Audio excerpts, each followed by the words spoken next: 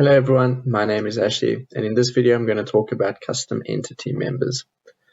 Framing members are now custom entities. From a user perspective, this allows you to visualize the orientation and direction of the members easily. Other reasons for doing this are purely for software compatibility and future development process. In the shallow axis view, or the flange side view,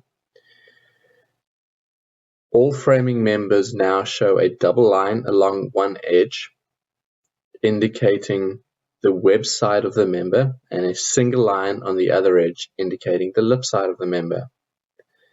The webbed edge of the material also displays a third line, indicating the actual thickness of the frame. There is also a double line at the end of a stick,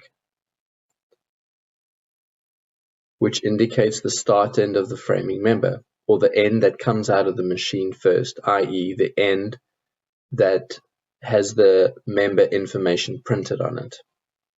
I hope you have found this useful, and thank you for watching.